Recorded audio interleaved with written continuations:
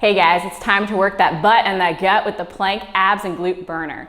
Everything is going to be 20 seconds. We're gonna go through a few different movements. We're gonna do plank movements to really work those abs and glutes, okay? So we're gonna start with a plank kickback. We will have 20 seconds of rest between rounds.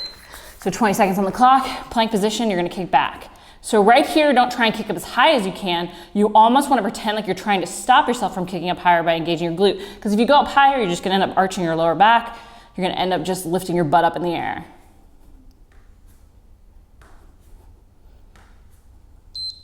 Good, so side plank taps. So side plank, lifting up, you're gonna tap forwards and back. Move slow and controlled, keeping the chest open, engaging your back, supporting your shoulder, elbows right underneath that shoulder. Don't let it get too far out in front, flexing that bottom foot. Good, other side. You can put your top hand up in the air if you want.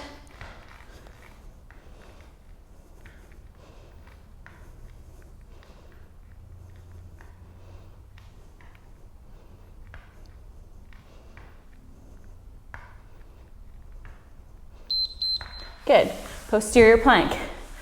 So this is a challenging move, guys, to really bridge up. Squeezing your butt, it's gonna work your entire backside. If you need, modify with the tabletop bridge.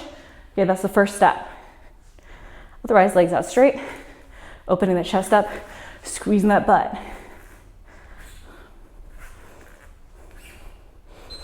Good, lower ab plank. So guys, lower ab plank is a harder variation of the pelvic tilt.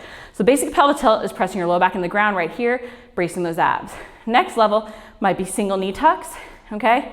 Even though there's movement to these, then you can go to double knees, okay? Then you could even go to single leg holds, or if you're ready, full lower ab plank, pressing the lower back in the ground, not letting the lower back take over. However, if you feel the lower back taking over, you need to modify, okay? Because you won't get the full benefit if your lower back is compensating. So don't hesitate to modify that movement. I'll show you a variation off the bench as well, because if you have a bench, step, couch, table, something you can use, that's a great way to modify planks to really make sure you're engaging your abs correctly.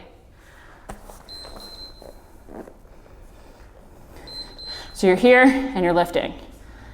The little height helps us really make sure that we're using a proper amount of resistance so that we're not compensating, okay? Again, if you're ready, do it off the ground. Lower the incline as you become more comfortable, but make sure you're bracing your abs, you're not feeling your lower back. Again, you can also use this for the side planks, okay? Tapping. And when you're ready, you lower the incline, you go down to the ground. You're still flexing all the way down through your foot. You're still trying to support your shoulder with your back. It's the same movement. You're just taking a little weight off that upper body. And when you're ready, come off the ground. You can modify these off your knees as well, just right here if you say don't have a bench, okay? But if you have a bench, use it. Or a couch, table, chair, something. Keep that bottom hip up. So while you can do the tabletop bridge, you can also come off the bench and do a posterior plank here, okay? Again, this takes a little resistance off the upper body, allows you, if you're a little bit more restricted in your mobility, to really get the chest open, really focus on those glutes. Otherwise, off the ground. Great way to reverse all that sitting we do all day, every day. So hands can be down by your side or behind your head. You can lift your upper body if you need to make it a little harder, but make sure that you're pressing the low back into the ground. Putting your hands behind your low back is not okay. It is a Band-Aid. Modify to one of those other variations I showed. Enjoy the shakeage.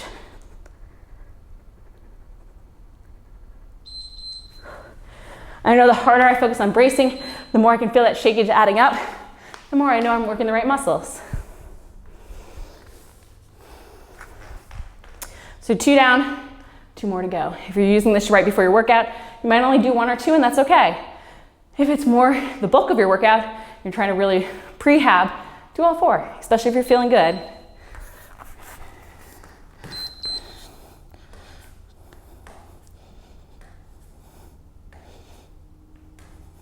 Again, don't worry about the height.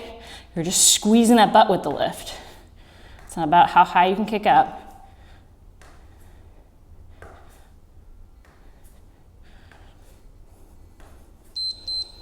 Good. Side plank. Say you're kind of in between, guys. Just stay here, okay? You can also hold that side plank. When you're ready, add in the movement. But what you don't want to do is drop your hip down when you decide to add in the movement.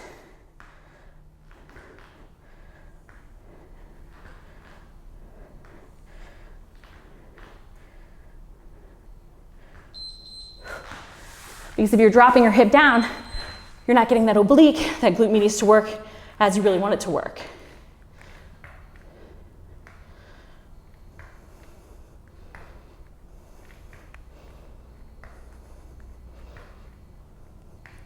Making a little rainbow over that bottom leg.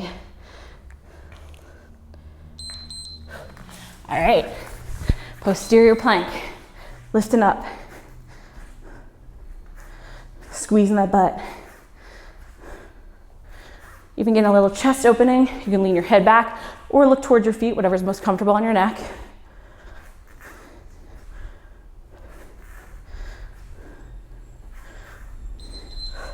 Good, and lower ab plank.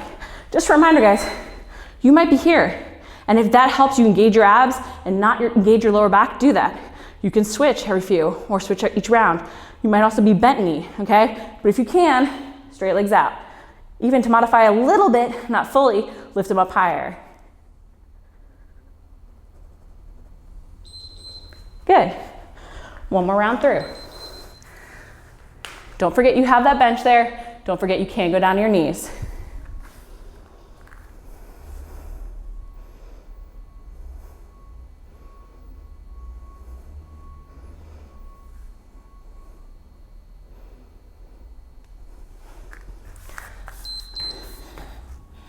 All right, let's get going.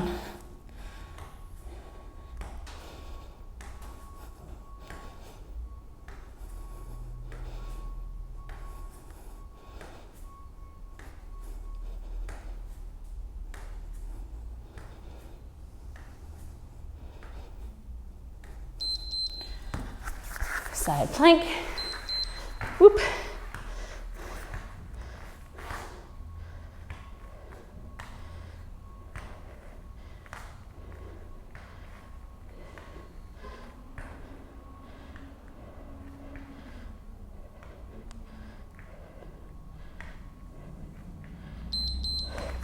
All right, other side.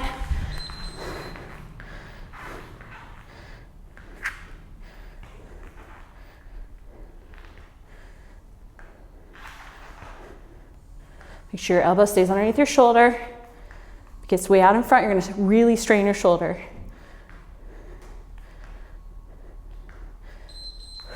Posterior plank. And remember, you can be here, especially if you have knee pain. The tabletop bridge might be the right variation for you.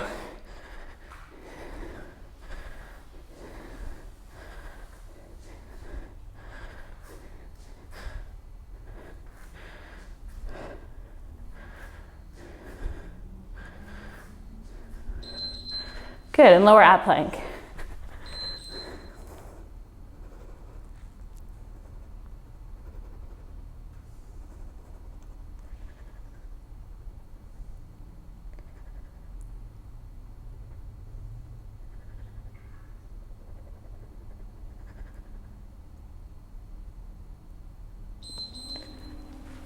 Great job, guys. Plank, butt and gut, abs, and glutes, burner, done.